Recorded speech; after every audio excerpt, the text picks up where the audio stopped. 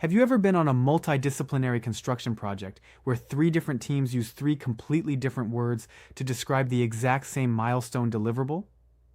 This linguistic misalignment is not just a minor irritation, it is a primary driver of commercial friction, missed deadlines, and uncoordinated designs. Welcome to Module 1, Lesson 1.3 of the BIM Information Management and ISO 1965. Masterclass titled Parties, Teams, and the BIM Vocabulary You Must Master. In this session, we are going to dive deep into the precise, standardized data glossary that forms the structural engine of modern project delivery. Over this briefing, we will transition away from casual, localized industry slang and adopt a robust dictionary designed to insulate your organization against contractual ambiguity. Let's begin by looking at exactly how a process quietly breaks when vocabulary is left unchecked. Let's trace a scenario that happens every single day on modern construction sites. When an appointing party is loosely mislabeled as a generic client, contracts quickly blur, and critical digital responsibilities are misassigned. Similarly, when data sitting in a shared status is loosely treated as if it were published, unapproved design models are prematurely built out on site, leading to expensive, unnecessary physical rework. The process quietly breaks because teams are prioritizing fast communication over technical precision. Getting your vocabulary precisely right is what allows global engineering organizations operating under entirely different domestic legal systems to collaborate safely, predictably, and profitably. Let's review our learning objectives to outline the specific terms we are going to master today. To ensure our team builds a rock-solid operational vocabulary, let's map out our explicit learning objectives for this beginner lesson. First, we will clearly define the structural roles of the appointing party, the lead appointed party, and the appointed parties, exploring exactly how they relate to one another in a supply chain. Second, we will distinguish the high-level delivery team from smaller, specialized task teams. Third, we will construct a precise working glossary of core ISO 19650 technical terms. Fourth, we will identify the core planning documents, including the EIR, the BEP, the TIDP, and the MIDP, and clarify exactly who owns each document in the chain. Finally, we will learn to recognize and ruthlessly avoid the most common terminology mistakes made in the industry. Let's analyze why this framework serves as an essential shared language.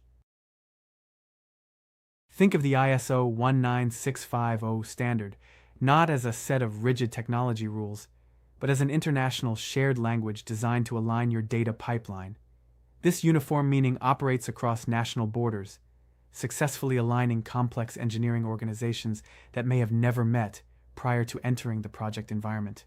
By establishing explicit definitions, it prevents contract ambiguity and completely stops differing, subjective interpretations of project deliverables among owners and contractors. Most importantly, this vocabulary dictates all downstream actions on the project site. The specific roles you define inside your contracts directly map out how your Common Data Environment, or CDE, will be structured, how your planning windows will be run, and how your information exchange processes will be executed. Let's look at the foundational mechanism that binds these roles together: the appointment. To understand the data architecture of ISO 1965, you must train your mind to stop thinking in traditional, loose commercial terms and start thinking strictly in appointments. The standard deliberately uses the neutral term appointment to replace the word contract. An appointment is formed precisely at the intersection of two elements: an agreed-upon set of information requirements and the specific services to be provided in response. This structural shift matters immensely because it applies equally to tendered commercial main contracts, sub-consultant design scopes, or even internal departmental remits where no financial transaction occurs. This neutral term completely eliminates the need to develop different operational frameworks just because money isn't actively changing hands between departments. Let's examine the three core parties involved in every single appointment. Every single information relationship on a project can be broken down into three core parties. Let's define them in order of how requirements cascade down the supply chain. At the top of the pyramid is the appointing party. This is the party that officially issues requirements and receives the resulting information, typically representing the client, the developer, or the long-term asset owner. The next layer is the lead appointed party. This party is appointed directly by the appointing party to manage, coordinate, and lead a comprehensive delivery team. Finally, we have the appointed party. This represents any entity appointed to provide specific information assets such as sub-consultants, trade subcontractors, and localized task teams. Requirements flow downward, while validated information flows back up. But remember, these roles are relative, not fixed. One of the most common mistakes candidates make when studying for the exam is assuming that these three roles map directly to fixed job titles or company sizes. Let's correct this. Roles are entirely relative, not fixed. A Tier 1 contractor, for example, can act as the appointed party relative to the city council, while simultaneously acting as the appointing party relative to their structural sub-consultant or specialist trade firm. These three labels apply strictly to the specific appointment arrow in the delivery chain you are looking at any given second. Because of this fluid structure, you must never simply refer to someone as the appointing party in isolation. You must always ask the precise filtering question: appointing party of which specific appointment? Let's look at this relative model running in practice on a real-world infrastructure project. Let's look at a concrete, real-world example of a major road upgrade project to see how these relationship arrows operate in day-to-day practice. In this infrastructure scenario, our high-level appointing party is the local city council. The city council officially appoints a Tier 1 engineering consultancy to act as their lead appointed party to deliver the comprehensive project design. To fulfill this complex mandate, the engineering consultancy assembles a collaborative delivery team by appointing external land surveyors and specialized drainage engineering experts to act as their appointed parties and localized task teams. Notice how the data requirements systematically cascade down each specific link of the contractual chain. This strict hierarchy ensures that the Council's original operational needs directly govern the final data fields authored by the specialists on site. Let's examine how these teams are structured. To coordinate information across multiple companies without losing control of your data, you must understand how teams are nested for delivery. The lead appointed party, such as a principal design consultant or main contractor, is contractually responsible for leading a comprehensive delivery team. By definition, the delivery team aggregates the lead appointed party together with all of its secondary appointed parties for an entire discrete appointment. Inside this overarching delivery team, we locate our smaller, agile task teams. Task teams are distinct groups assembled to execute highly specific, specialized technical scopes, such as the structural team, the drainage team, or the survey team. You must internalize this division of labor. Information is always produced by the individual task teams, but it must be coordinated and managed by the overarching delivery team. Let's break down the vocabulary we use to describe the information itself. Now let's isolate the core information vocabulary that allows us to distinguish the requirements from the deliverables. First, we have the information requirement. This is the explicit technical specification that details exactly what data is needed, why it is needed, when it must be delivered, and to what quality standard. Second, we locate the information model. This represents the complete, compiled set of information containers that successfully answer those original requirements, such as the compiled project information model. Third, we locate the information container. An information container is a named, managed, and persistent set of data. This can manifest as a single CAD drawing, a 3D model file, a structured database schedule, or a simple text document file. Every model is made of individual containers. Let's look at how we govern these containers. To govern these information models across a fast-moving project supply chain, we rely on three critical structural mechanisms. Mechanism number one is the level of information need. This represents the exact quantifiable metric of how much information is required for a specific business purpose. Your goal must always be to deliver just enough information to solve the problem, no more, no less. Mechanism number two is the Common Data Environment, or CDE.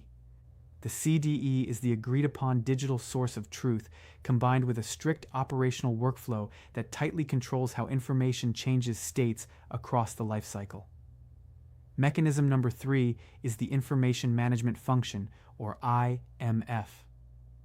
The IMF defines the specific governance tasks, audits, and leadership required to run the appointment effectively. Let's map out the core documents used to plan these functions. Let's look at this reference matrix outlining the 4 core planning documents that must be generated during a standard project timeline. Document number 1 is the EIR, or Exchange Information Requirements. The EIR details the exact information that the appointing party requires from a specific appointment, and it is owned entirely by the appointing party. Document number 2 is the BEP, or BIM Execution Plan.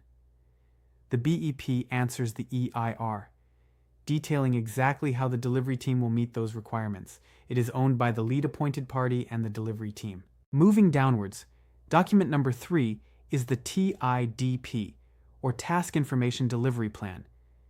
The TIDP is a highly localized schedule generated and owned by each individual task team, detailing exactly what containers they will produce. Finally, document number 4 is the MIDP, or Master Information Delivery Plan. The MIDP is the macro-level aggregated plan that compiles all the individual TIDPs across the entire delivery team, and it is owned directly by the lead appointed party. Let's look at how to manage this process without falling into common traps. When you operationalize this framework on a live project, there is an absolute rule you must remember. The information management function must be explicitly assigned to a named party inside your contracts. It does not happen automatically by magic or baseline goodwill. This assigned function controls the setup of the CDE, enforces standard naming conventions, and checks deliverables against the requirements. Let's look at 3 critical terminology traps you must watch out for in your daily project operations. Trap number 1, treating appointing party as a loose synonym for a generic client. Remember that this role is fluid and relative. Trap number 2, using the terms shared and published interchangeably, they represent entirely distinct CDE states with different legal liabilities. Trap number 3, calling every single deliverable the model. Most deliverables are simply individual information containers, only some of which are geometric 3D models. Let's practice mapping out an active project. To transition these theoretical principles into your active daily workflow, I want you to mentally look at your current active engineering project and clearly isolate 5 specific elements. First, identify by name. Who is the official appointing party and who is the designated lead appointed party? Second, name 2 distinct appointed parties and look closely at their smaller internal task teams. Third, look at your project organization chart and pinpoint who explicitly holds the contractual information management function. Fourth, locate your physical EIR document, the ask, and contrast it directly with the contractor's BEP response, the answer. Mapping your project in this manner ensures you avoid starting from scratch. Let's look at the baseline data that shapes a project start. A common mistake on infrastructure projects is assuming that teams must build their data systems from an entirely blank page at project start. In a professional ISO 19650 environment, nobody starts from a blank canvas. Image showing reference information and shared resources flowing into a project start milestone gate. The appointing party is responsible for gathering and issuing 2 distinct data packages right at the project kickoff. Package number 1 is reference information, which includes existing land surveys, old asset registries, and historical baseline data. Package number 2 represents shared resources, which includes standardized document templates, common classification tables, and approved geometric object libraries. Issuing both packages early prevents individual task teams from wastefully reinventing the wheel and creating coordination conflicts downstream. Let's explore how we give these technical requirements legal weight. You can write the most brilliant technical standards in the world, but if they are not legally binding, supply chain teams will treat them as a best practice courtesy that can be ignored under pressure. To prevent this, we must add contractual teeth to our technical frameworks using a clear legal hierarchy.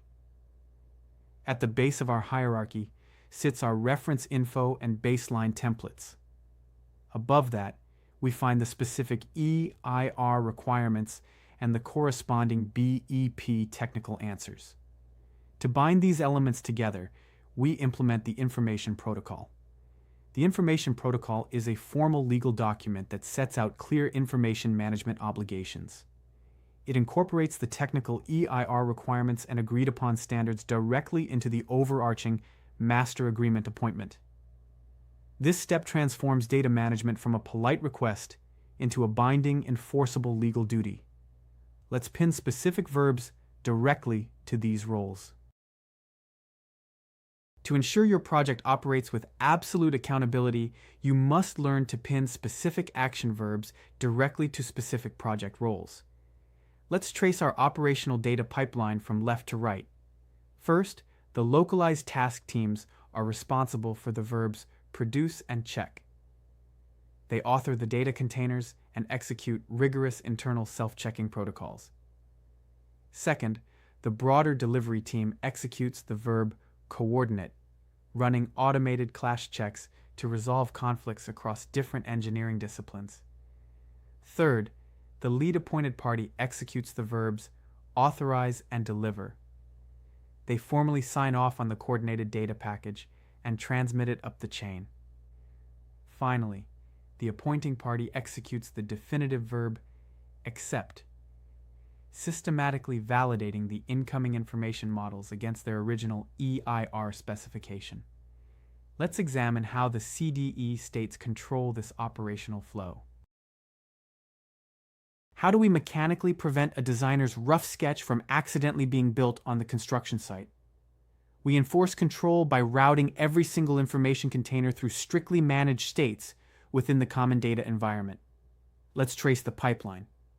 Containers begin inside the work in progress, or WIP, state. Once they clear an internal task team check gate, they advance to the shared state.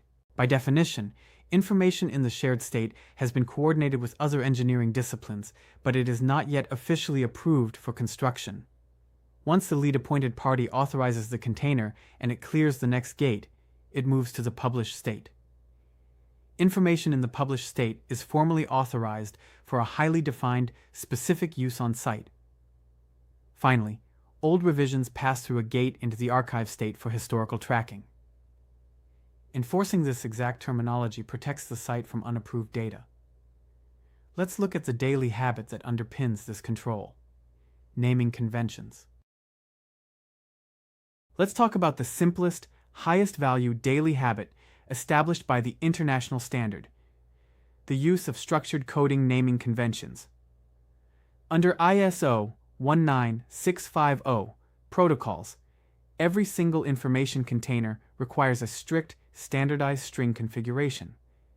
Image showing a structured metadata string breakout, PRJ-ORG-ZON-LVL-TYP-ROL-NUM mapping to project, originator, zone, level, type, role, and number. Let's decode this standard field sequence.